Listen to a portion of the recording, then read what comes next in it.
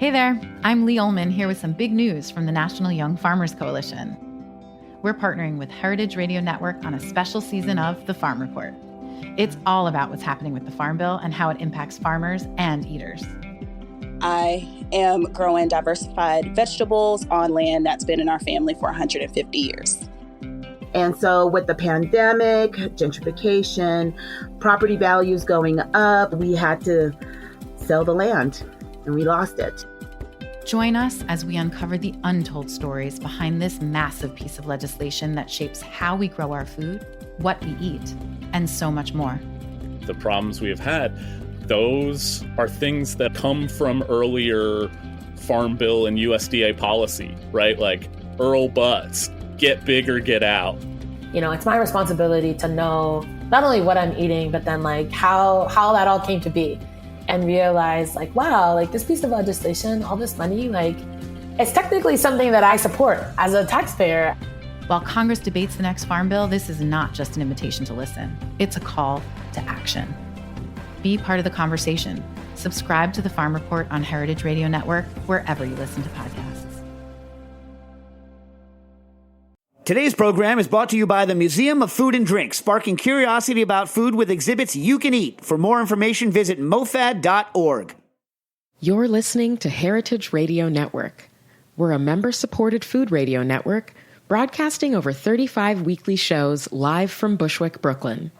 Join our hosts as they lead you through the world of craft brewing, behind the scenes of the restaurant industry, inside the battle over school food, and beyond. Find us at heritageradionetwork.org. We talk about food, we talk about music, with musical dudes. Finger on the pulse, snacky tunes.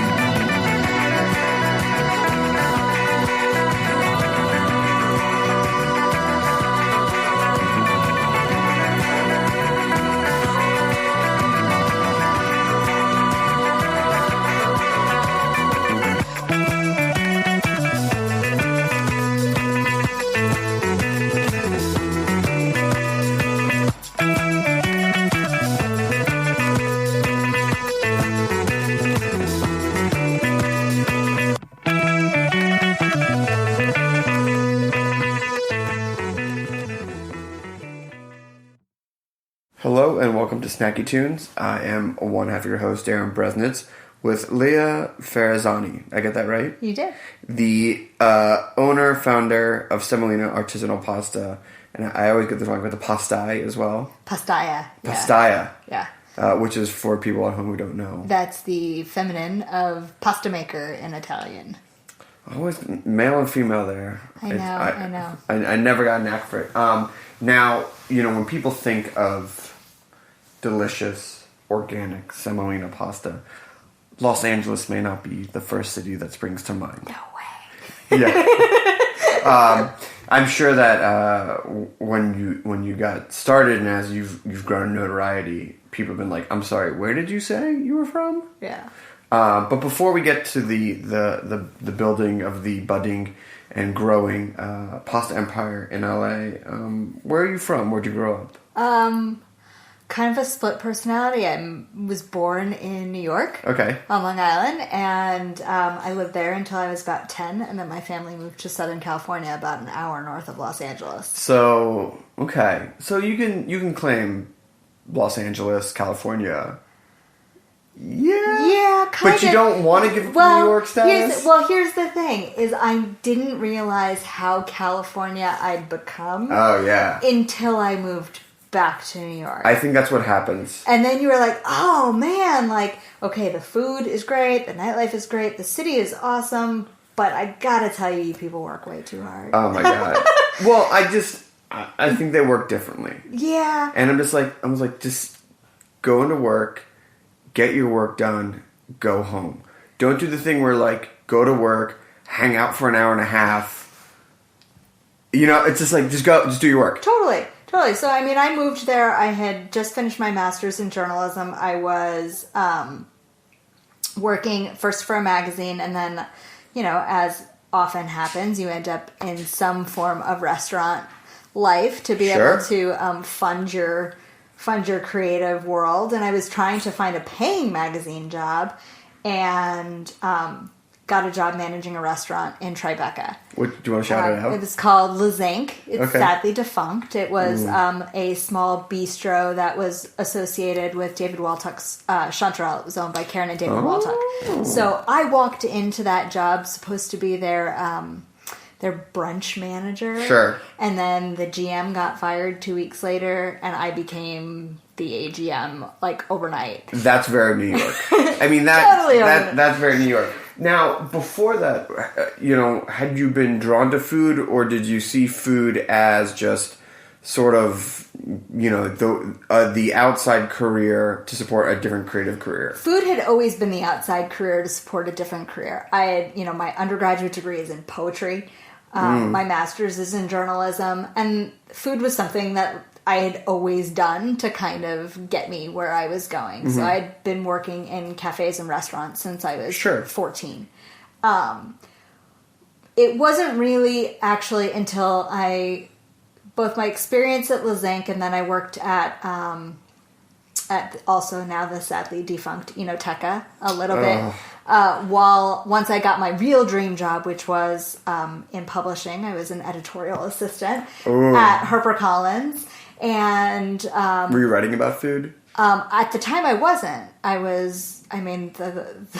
The roster of writers that we worked with, the editor that I worked with, was Michael Crichton. Sure. And it was just complete other end of the spectrum. spectrum. His food scenes were very much like lawyers stake out in car eating fast food. Yeah, well, I know. The perfect, even better example, we also worked with Elmore Leonard.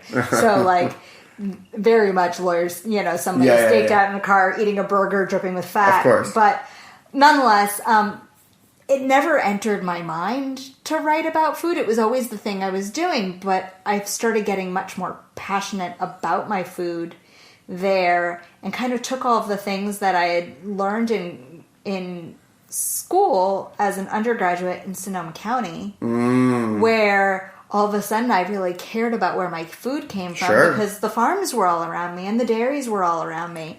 And so that started to synthesize with this much more refined sense about food. And then I moved back to California. Did you have a watershed moment Well, first off, what was it like working at Inoteca during that era in New York City? Oh my God. So, well, I mean, I worked 2 nights a week.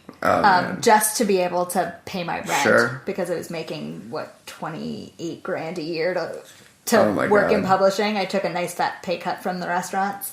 And I was like, my boss was like, you need to wear nicer clothes. I was like, you need to pay me more. Yeah. And then finally I was just like, I need to go to a job to help support, my desire to work in publishing. So I went and I talked to my friends who owned Inoteca, and I was like, can I just come and wait tables a couple nights a week? And it was madness. We'd work till 3 or 4 o'clock in the morning, and it was just droves and droves of people, and eating amazingly good food and drinking amazingly good wine until very late into the night. It was so much fun. Did you have a little bit of a bacchanal? Oh my God. On all ends. Of course. I feel like the amount of sleep you get is sort of like tied to the amount of money you make when you first move to New York. Like, the least amount of money you make is the least amount of sleep you get, but it's also some of like the happiest you ever are. Yeah, I mean, it was definitely a really fun time. It was very exhausting.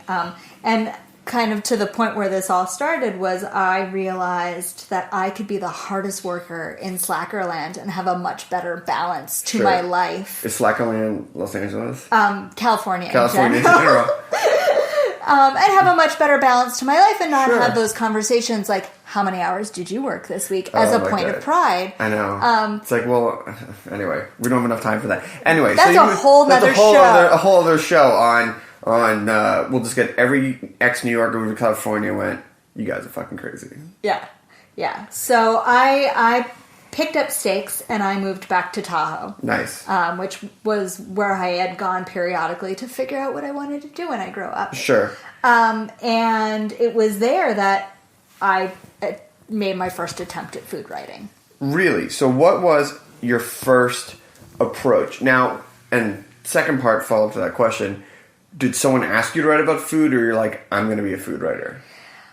Somebody asked me to write about food. Okay. I had a friend, so I was writing about science. I was actually the editor for an online outdoor sports magazine called Mountain Zone. So I wrote about skiing and snowboarding and rock climbing and ultra marathoning and all sorts of adventure sports. And I was also working in a cafe because that didn't pay particularly well. And I got to be really good friends with somebody who was associated with the newspaper editor in Tahoe. And she was like, you should really write a story about, if I remember this correctly, the thing that she wanted me to write about was a little panaderia in Kings Beach. And I had been writing about something that she was doing at the Boys and Girls Club prior to that. And I was like, oh, that'd be really fun. And all of a sudden, it clicked. It just clicked. It was like, they always told you, write what you know. Sure. Well, there's nothing that I know more about than food. Now, had you gotten this knowledge of food of working in the restaurant, or had it always been there with the family, or, how you grew up? A combination of the two. So I was the kid who was into food from the get-go. I planned you get to pick what you're going to eat for your birthday dinner. I was the one who, in 7th grade, because I had a friend who was Greek, that I wanted to go out to Greek food and explore spanakopita and gyros and whatever it was. And your friends are like, we wanted pizza. Yeah, could we pick something a little bit more approachable, Leah? So it's always been there. It's just always kind of been there. And very early in college, I realized that I had a passion for feeding people. Even though I never connected it to my restaurant life, I bribed the guy upstairs from us who sold Cutco knives. I really wanted a good knife. So I was like, how many dinners do I have to make you to get a Cutco knife? And so I made it a habit. But we started, even early in college, we had nights where we made dinner and we would feed all of our friends. And those were my best times in college, was when I was inviting people over. By the time I hit grad school, I was throwing dinner parties for 20 people because it was just fun. So hosting, managing talking about food, feeding people, just everything comes together, and you write this article, and what happens? It was just really exciting to see in print. I mean, it was the Tahoe World or the Sierra Sun or something like that. It was something nobody would ever see outside of Tahoe. Of course. But it really made sense to me. It was the least painful thing I ever had to write. And I'm sure as a content creator, and a lot of other creatives can admit that there are times where, like, putting things down on the page can be really, really difficult. I think I will never remember who said it, but I don't like writing. I like having written. And I was always that kind of writer. And so for me, I would get mired in the research and have so much fun, but not ever be able to really get much on the page. But when I started writing about food, that became much easier because it was something that just the synapses in my brain connected on. And so I could quickly translate what I was thinking into words. And all this time, you're cooking on the side. You're cooking more. Are you doing more food recipe testing? Are you writing in that way, or are you just doing like profile pieces? How did you start making that jump to writing about food, working in food, and then making food? I think, the more I was writing about food, the more I started exploring with my cooking. Mm-hmm. And when I moved from Tahoe down to Southern California, I got a job working at Mozza as their number 2.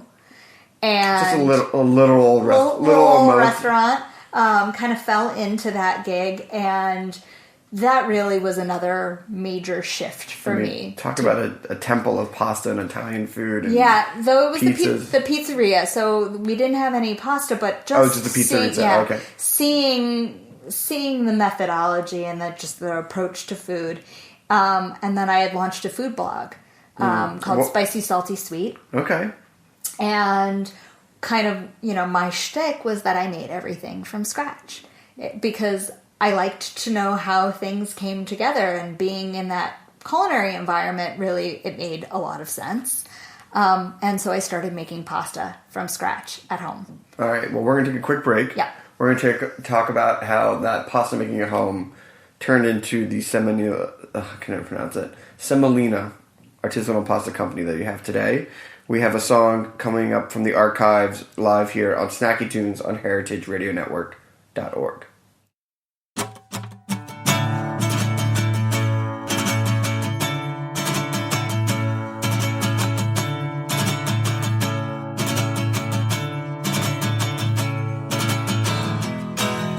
Smart enough to make your mistakes and act like you want them.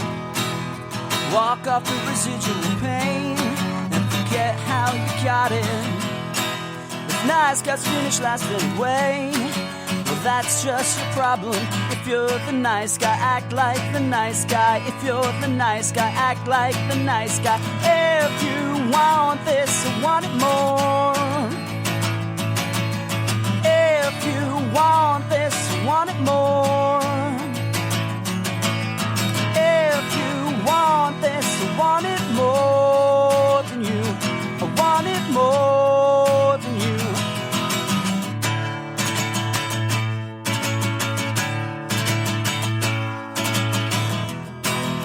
It's fine to say this isn't a game when you've already lost it. It's pointless to go through it again. Perhaps you've forgotten. You gotta know there's nothing to gain. So why even bother? If you're the nice guy, act like the nice guy. If you're the nice guy, act like the nice guy. If you want this, I want it more. If you want this, I want it more. If you want this, I want it more than you. I want it more than you. This isn't a trick, so stop overthinking everything. Just finish your drink and stop overthinking everything now. If you're the nice guy, act like the nice guy. If you're the nice guy, act like the nice guy. If you're the nice guy, act like the nice guy. If you're the nice guy, act like the nice guy. If you want this, I want it more. If you want this, I want it more. If you want this, I want it more than you. I want it more than you. I want it more than you. I want it more than you.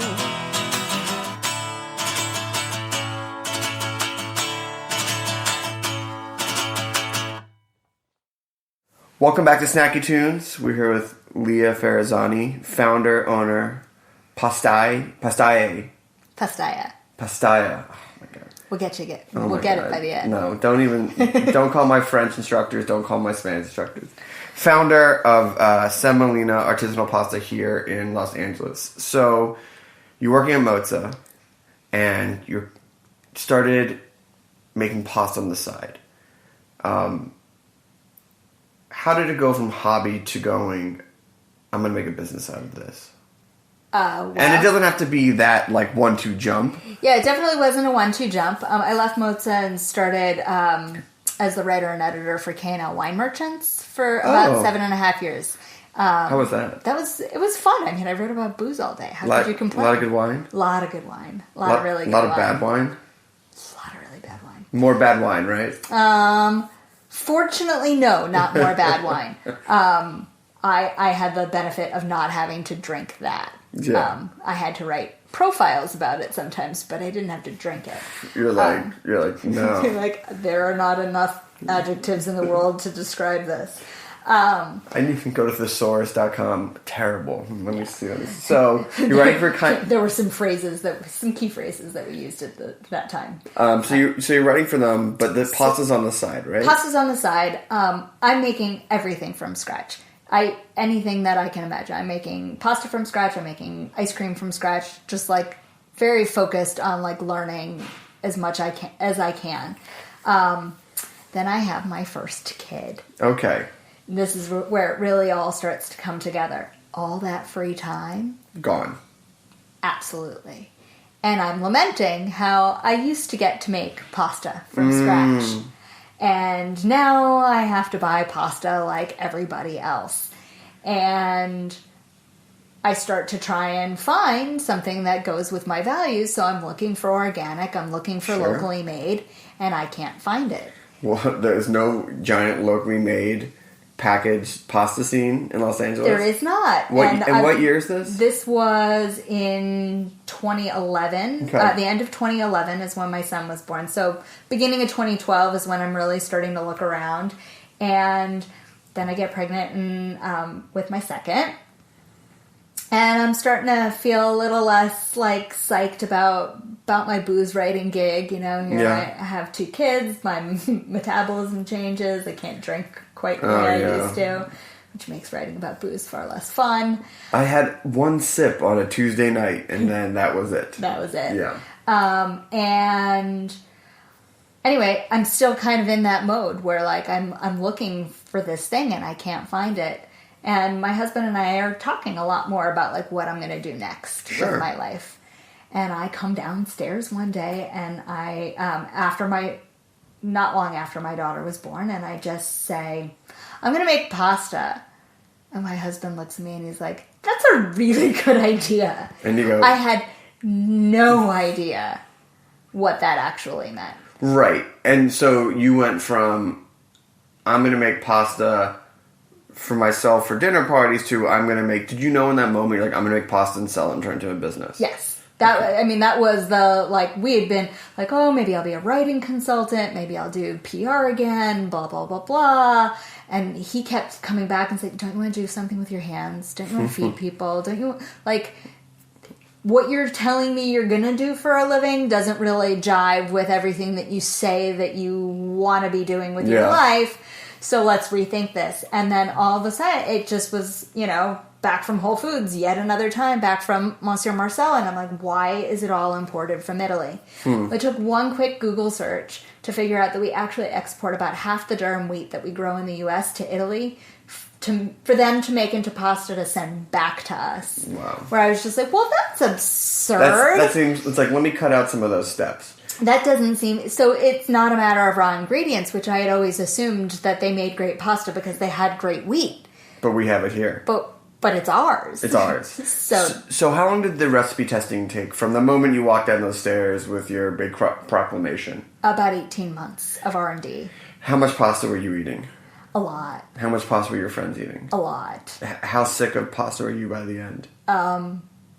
Never sick. Never sick of it. That's correct. The correct. But what was that process like? And so you knew you wanted to use a certain type of flour. Right. So that's a huge sort of sets the base, and you knew you wanted to be organic, and you knew you wanted to have certain parameters. So did that help sort of shape your direction? Yeah, I mean, I think all of that ultimately made it really easy, right? I make dried pasta. It's one ingredient. Besides the flour, it's the water. Sure. I knew I didn't want to make egg pasta, at least not out of the gate. No.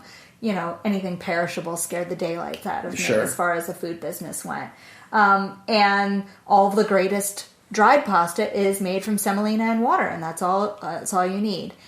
So I started doing research, and I quickly discovered that there are no books written in English about how to make dried pasta. Fine. So I had to rustle up those journalistic skills. Yeah, good thing you had that. Start the deep dive, and I mean, there's this guy who's a professor of cereal sciences at North Dakota State University. Maybe he'll tell me something. Sure. And so emails off to him and emails off to this other guy, and I just started piecing information together. And one of the best pieces of advice I got was from Emilio Mitidieri, who owns Pasta Biz up in San Francisco, who I had called to find out how much it cost to buy a pasta dryer. And he's like, you don't need a pasta dryer. You just need to build yourself a cabinet, control the humidity, and dry it in there. And it was like, okay. Sure. Why not? How are those carpentry skills? My carpentry skills suck, but fortunately my father-in-law is a handyman. There you go. And what we ended up doing was moving our washer and dryer out of our kitchen and into our garage, and we converted my laundry room into a pasta dryer. As one does. We tiled the walls, the ceiling, the floor. I had a bunch of consumer electronics totally MacGyvered together. A couple of incubator hygrostats, a Vicks vaporizer, a space heater, and some carefully positioned box fans with a CPU unit computer fan mounted into the window for exhaust. Wow. And that's how I set about really dialing in my drying. So 18 months have passed. Yeah. You have the product that you're happy with, everyone's happy with. Yeah. How did you, at this time, were you also figuring out the branding, launching a business?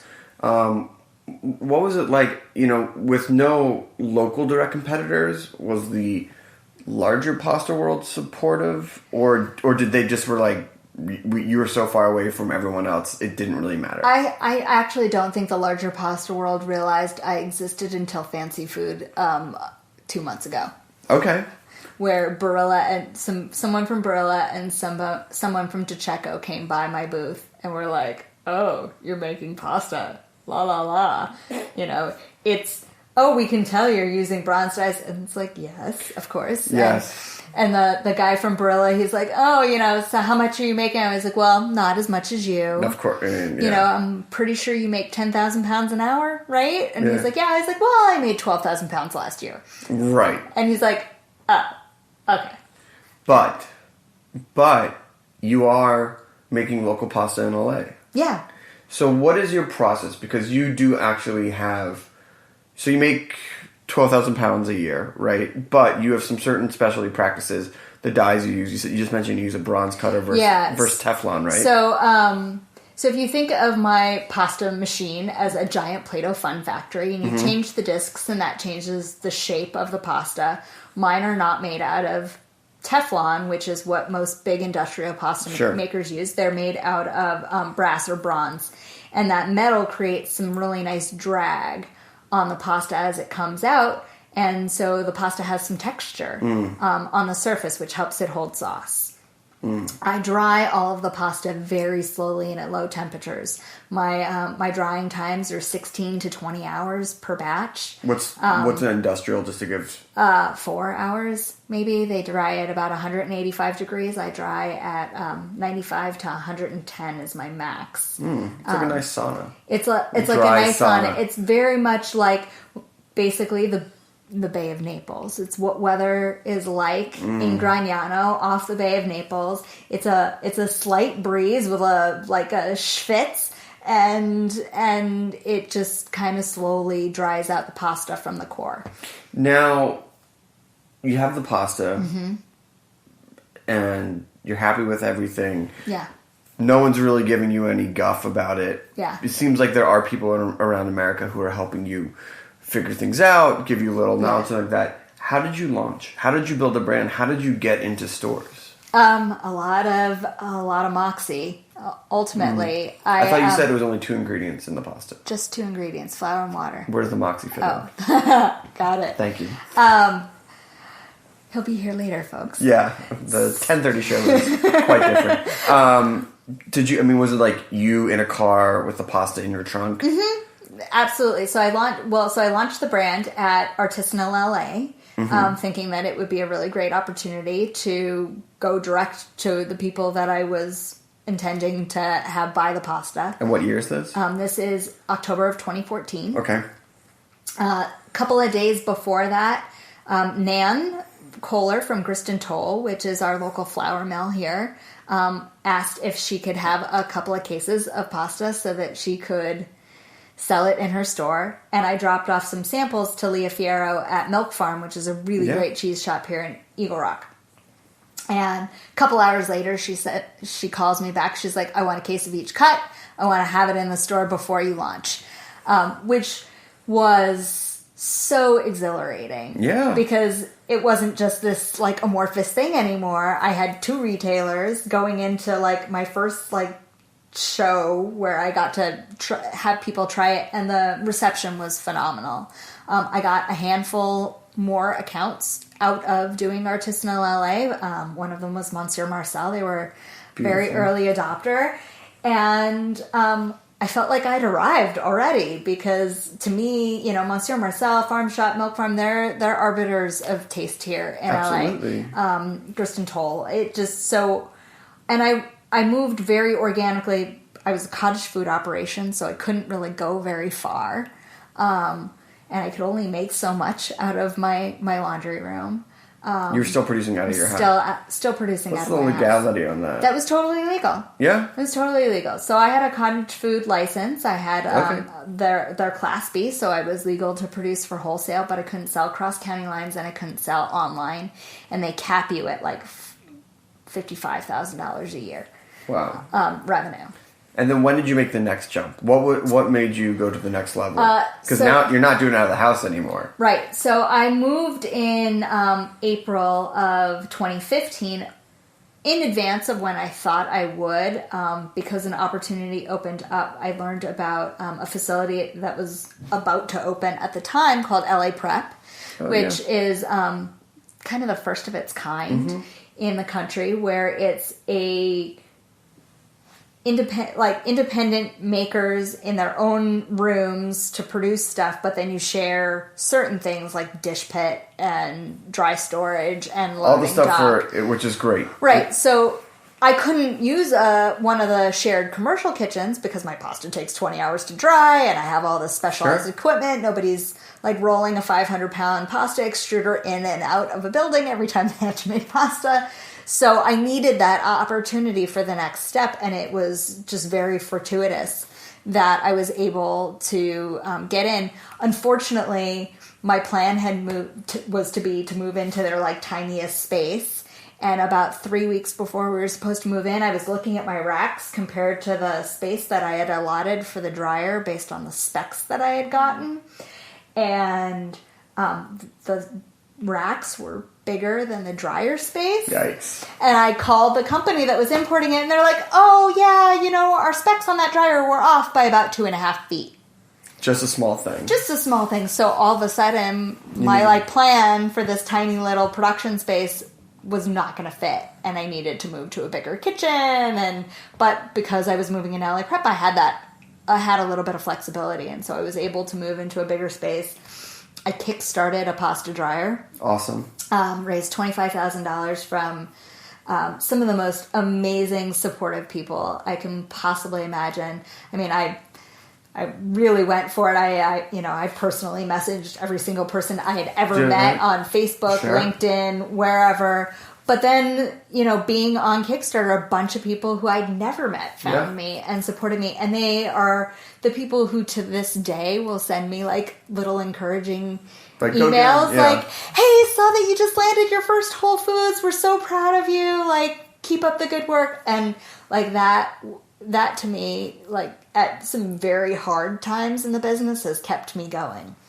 I mean, I can only imagine. So now that you're up and running, you're in the large space, fancy food shows. What's now? What's next? What's the plan? Yeah, so we're kind of at another big turning point for the business. I am in 21 Whole Foods locations. Amazing. So are you able to cross state lines yet? I'm able to cross state lines. Okay, I have retailers all over the country, but our goal really is to be a great regional brand to start. I think that, I need to serve my community before I start sending my pasta everywhere on the continental U.S. and then some.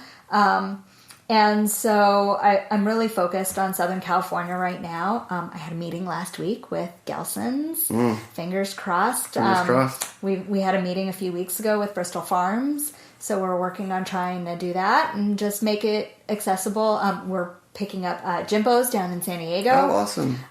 So we're going to be available a lot more places and hopefully be in a lot more kitchens. Awesome. Soon. And one last question. Sure. What are the types of pasta do you make?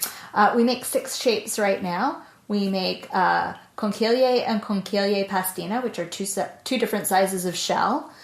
We make strozzopreti, which is a little twisty shape, rigatoni, penne rigate, and fusilli. And what's your favorite? Ooh, the strozzopreti. Oh. Well, thank you so much. Thank you. We really appreciate it.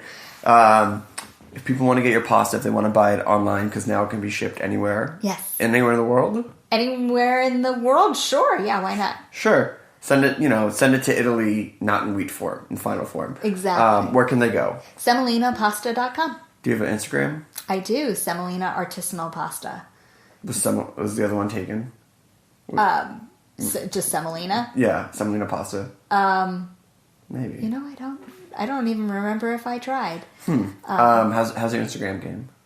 My Instagram game is pretty good. I am balancing 2 kids in a nascent business. Sure. So 3 kids. So we don't post 3 times a day. That's fine. Some people shouldn't. But I make sure that when I post something, it's meaningful. Awesome. Well, the pasta's meaningful. LA appreciates it. Thank you for taking the time to talk with us. We have another song coming up from the archives of Snacky Tunes and a live performance next here on heritageradionetwork.org.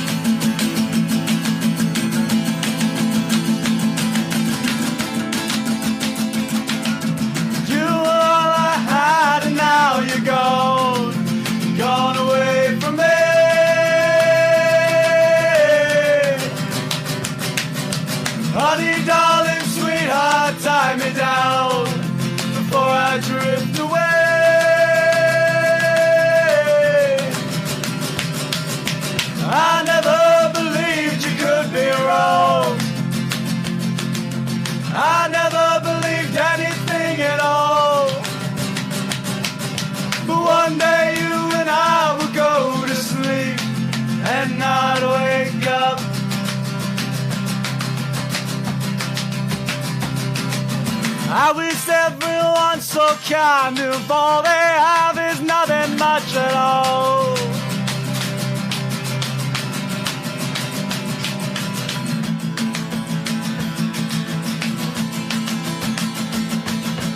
You were all I knew, so now I dream.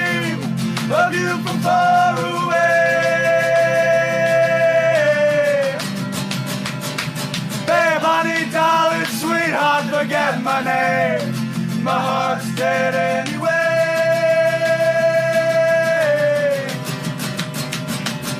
I build walls up deep inside my mind, and I'll keep the world out as long as I'm alive. But one day you and I will go to sleep, and I'd wake up.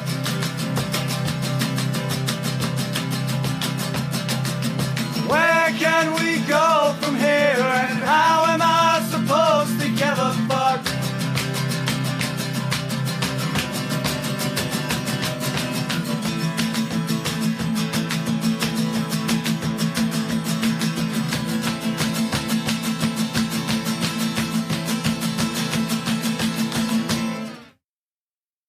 Hi, I'm Dave Arnold, the host of Cooking Issues on the Heritage Radio Network. We all know and love Chinese takeout dishes like General Tso's chicken and egg rolls, but here's the thing.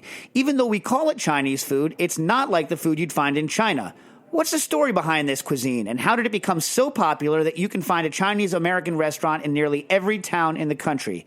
The answers may surprise you. Visit the Museum of Food and Drink in Brooklyn and see our newest exhibition, Chow, Making the Chinese-American Restaurant. Chow engages visitors with compelling accounts of how Chinese immigrants overcame racism and created Chinese-American cuisine. Discover the science behind the flavors of your favorite takeout dishes, feast on rotating tastings developed by the country's most talented Chinese-American chefs, and try your hand at writing your own fortune, which will be baked into actual cookies by a 1,500-pound fortune cookie machine. What better way to learn, connect, and eat? You can visit Chow at the Museum of Food and Drink on Fridays through Sundays from noon to 6. Tickets and more information can be found at mofad.org. All right. All right, here we go. I mean, every time I think that we've had a band that is squeezed in here, someone comes in and steps in. And they fit in. We are... I mean, let's just go through the gear in the room. We got an amp. We got a ton of amps outside. 3 amps. Congas. 4 toms. 2 floor toms. Drum pad. Vibe. Own mixer. A bass. A close sound guy. I kind of like that you described your drum machine as vibes. With his vibes right there. Litany of pedals. Yeah, we got a lot of pedals in here. I don't see them. They're there. Welcome to Snacky Tunes. Thank you. Our first fall guest. Although it's still kind of summerish outside. Who are you guys? The name of the band is Sinkane. Brooklyn band. I'm here with Mikey, Freedom Heart, Ish, the Man of Steel, Aaron, and Jay Tram. So why don't you give our listeners a little background on where you guys come from, how you came together? I started the band a while ago. Oh, introduce yourself too. Oh, excuse me. Yeah. I'm Ahmed Gallab, and I write the music for the group. And I started the band almost 7 years ago. I was living in Ohio. I'm originally from Sudan, and I put out 2 records and kind of got picked up by a bunch of different bands to tour. So I kind of put the group in the back burner. But then I moved to New York, and I decided I wanted to move on forward with this project. So I revamped it. I met Jay Tram when we were playing in Yeasayer together, and through, living in New York, I met Mikey Freedom Heart here, and he brought along the rest of the crew, Ish and Aaron Steele. So when you pick up a group after, you have 2 records and you go on tour with a bunch of them and come back, what did you learn and bring into this time around that was different from the first time out? Oh man, well, I had like the blessing of touring the world and really kind of see a bunch of people do the right thing and a bunch of people do the wrong thing. So I mean, it really puts a lot into perspective. I know what I'm getting myself into now. When before I was like 23-year-old kid, didn't know anything. I was just kind of making music all willy-nilly, and now it's giving me a lot of focus. No names, but examples of one person doing the right thing and one person doing the wrong thing. You can choose which is first. Yeah, choose whatever you want. Yeah. But no names. We don't call people out. Mr. X and... Well, yeah. I mean, I've worked with a lot of really like super organized people who just are very honest and straight up. I mean, that's one big thing I've learned, is to be straight up and honest. And if you're not straight up and honest, then it creates a lot of anxiety and tension. And that's just, I mean, I guess that's all I can really say. I mean, the right thing is to be honest. The wrong thing is to drink too much. He's talking on me. Get it together, Mikey Freedom March. God bless it. But so now that you're back in Britain, so how long has this incarnation been together? Not even a year. I mean, Mikey and I and J-Tram, we started playing together in what, like December or It was January? after the only snow that happened last year, so it was either in January. October. No, it was the last weekend in October. Yeah, the so 28th. Yeah, it started a little like slow. I was touring with Eleanor Friedberger at the time, and so I didn't really have as much time as I do now. And then we had a few bass players that we played with, but Ish came through in May, and we've been playing with him.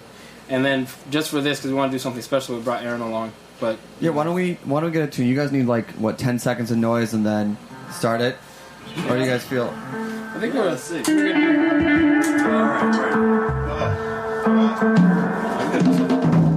Jack, how do we sound out there? Can I get a thumbs? Okay.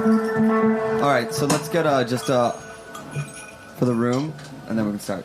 All right.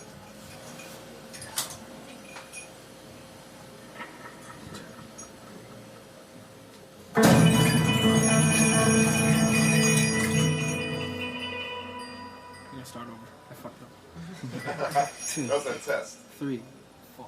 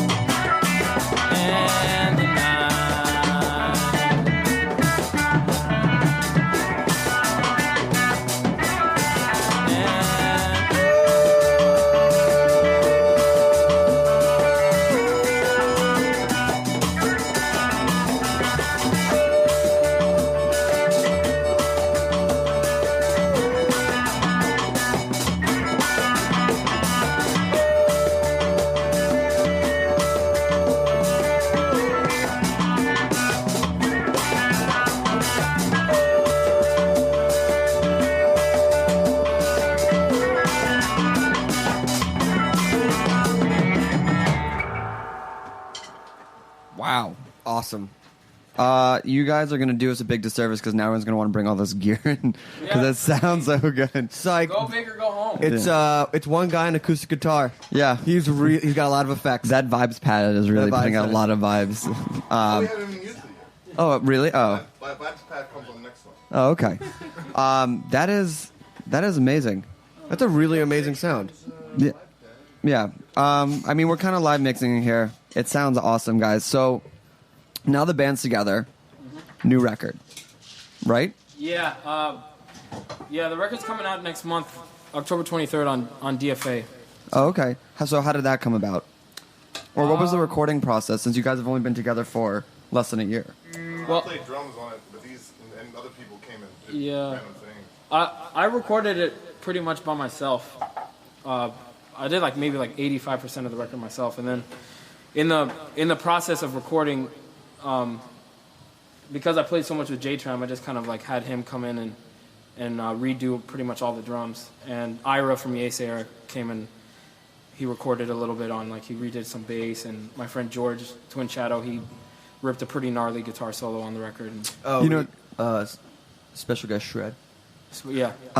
It's That's exactly what it's when you say that because I was listening to the opening track we played, and I was like, there's such a Yesayer vibe to this.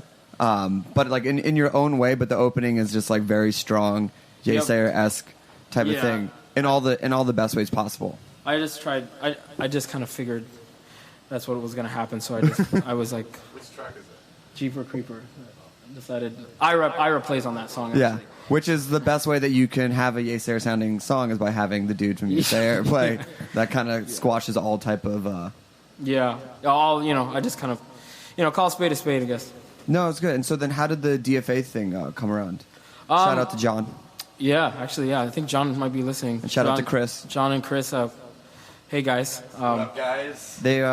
John was formed. I grew up listening to DFA records, geeked out on John when he came on the show. Oh, nice. Yeah. He's a lord. He's a true lord. Well, what happened was I released Jeeper Creeper and Runnin' on my own, and just kind of the whole Runnin' thing it did a lot better than I expected. And just randomly in April I got an email from him, and he was really interested in the track, and he said he wanted to hear some more music. So I sent him the record, and he really liked it, and it just kind of one thing led to another. It's pretty cool. I mean, is it really just that easy? No, it's really not that easy. But This guy works crazy. we like to. I mean, one of the things we like to show on kids that it is. I mean, you can play it off of that easy, but it wasn't that easy. Well, I mean, the thing is, the record's been done for almost 2 years, right? And I've gone through many different ups and downs with it, and it's finally now just starting to see the light of day. I've heard the music so much, and playing it live has really kind of given it new light, but it's been done for a long time. I mean, for musicians who've been at it but maybe been toiling in a little bit of the unknown, and now being able to come out on DFA, it's can you share one of your lowest of lows, and to the point that you actually got through it and got to the other side? Oh, how long do we have? We got a couple minutes for that answer. The lowest of lows, man. Well, I recorded. Man, when we stopped playing with Yesayer, it was kind of J-Tram and I. We had a year off before we started everything, and I didn't really have anything in the pipeline at all, and the record was finished, and it seemed like there was some interest, but nothing really happened at all. And I had a few rehearsals with a bunch of people that didn't really work out, and I didn't really know at all what I was doing. I didn't know if anything was going to happen. Ryan here, my roommate, has always been pretty encouraging and excited about everything I've been doing. But I don't know, man. It's when you're around a lot of really creative and talented people that are succeeding so well, and your project doesn't seem to be succeeding on that level. You sensationalize all your feelings, and you think I had 80 cents in my bank account and was living in New York, and was in a really crappy relationship with somebody, and So you're saying roommates? That's all changed. Yeah. Roommates, bandmates, got you through it. Yeah. These are my this is my family. Everyone here is really been super encouraging and exciting. I mean, I feel like it's important to share those stories alongside the I got the record deal that's coming out next month, just to kind of give a little hope to all the people who are writing good music and toiling alone, that like everyone feels those lows. Like there's not a single person that has not felt that epic soul crushing low. I once lost the Yesayer band computer on tour and thought I was going to get fired. And it was after you set J-Tram's pants on fire. Yeah. How did you lose it? I set J-Tram's pants on fire. I lost the band computer, and I was... There's a longer story to that, which we don't have to... Yeah, we don't have to... Was that part of the drink too much advice? That wasn't drink too much. That was... another... Why don't... We'll leave it at that. All right, let's don't do drugs. Yeah, don't do drugs. Let's rip another song. How about that? Okay. What are we gonna hear? We're gonna hear "Runnin'," the song you played a little bit earlier. Great. Featuring Bugs.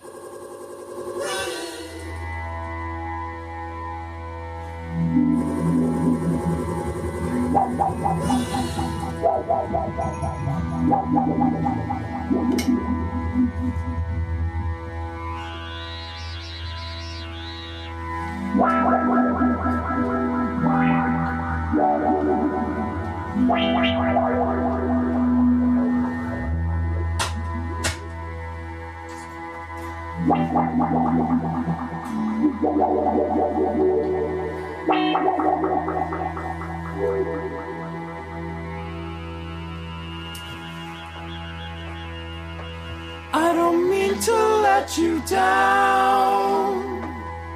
I gotta keep on running until my body's all but broken down. Gotta keep on running.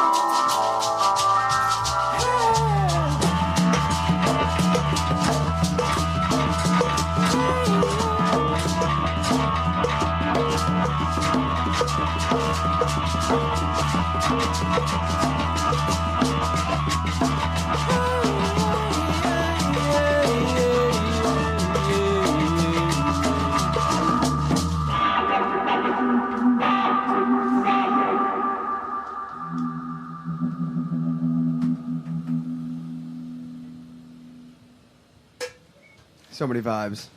Can we get one of those applause sounds, please, from the room? Just that one. I couldn't hear the vibes. That was part of the problem. Yeah, the vibes can be felt all around. That was amazing. Some New Year's vibes. So you have some upcoming shows, right? You just got done with the residency at Zebulon. Yeah. How was? I love that place, and actually, your vibes fit quite well in Zebulon. It was a vibe. It was definitely that's definitely what it was. They sell the best. Each time we say that word. Oh, yeah. There's one more Shout out to Caveman. I enjoy their potato chips they serve at Zebulon's.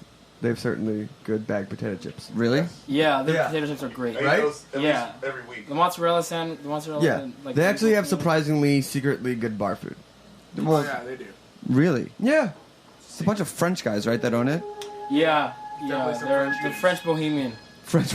Yeah, they're. It's definitely. When you say French Bohemian, I just think like carafe of wine in hand at all times. Yeah. No, I think Zebulon's definitely a place of older Brooklyn. Yeah. Like it's a movie thing, jazz, DJ, cafe. Yeah, older Brooklyn. Older Brooklyn, like 5-10 years ago. Yeah. We live not older, like shootout druggy Brooklyn. No. Yeah. We live right down the street from there, and it's always a scene. Don't blow up our spot. I mean, our spot's getting blown up by a wrecking ball in 3 months anyway. So That's the new Brooklyn. yeah, that's the new Brooklyn. That's that new I was hearing about. So where are you? Where you coming? You're playing a couple shows at the end of September, right? Yeah, we're playing Music Hall of Williamsburg on Sunday the 23rd with Lee Scratch Perry, which we're all really No big deal. No big deal. Yeah. We're playing at Death by Audio on the 27th with Sun Ra, and we're playing at DeKalb Market. They're having a big blowout party at the end of the month on the 30th. Who's playing the DeKalb Market Party? Man, I don't know. Okay, that's a good place. Yeah, that place is. It's like this place. It's also shipping containers. It's all shipping. Yeah. Have you been out there? Yeah, we go. I mean, Mikey lives right next to it, so we always grab coffee. And there's this really awesome place that makes these like chicken biscuit sandwiches. That are just so. Can you please elaborate? Sandwiches. Yeah. Please elaborate. Like, is it the biscuit and the chicken in there, or like what makes it so? Chicken, biscuit, The coleslaw. buttermilk Yeah. biscuit with gravy and fried chicken in the middle. Some coleslaw. You guys cook a lot. You guys got your places to eat on the road. Oh yeah. There's a lot. Bill's in Brighton, Brighton, England, That's is the only spot. one of the Bills. It's called Shout out to Bill's. Sheets. Big up the Bills. Yeah, what's Bill's? Bill's is like a really awesome market, like a farm market place. It's like everything is organic and everything is Menu's really. always changing, big lofty spot, you know. You can go in there. You go in there. It kind of looks like just like a farmer's market, but with a lot of tables. Everything is just really fresh and delicious. And when you go on tour, that's the one thing that kind of blows your mind because you're eating like mustard packets and Coors Light all day. It's a shot of mustard in the Coors Light, right? Yeah. Like a lime With a ketchup chaser.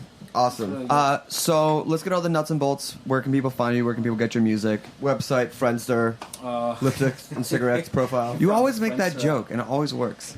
It's a new band every week, and they haven't heard the other shows. Check out our podcasts. Yeah. Sinkane.com. Spell Sinkane. Sinkane Twitter, Sinkane Raw on Facebook. What else? Well, and then DFA. Records, yeah. When's the release date? October 23rd. Can you pre-order? Man, this should be coming up pretty soon. Chris, that's a good question.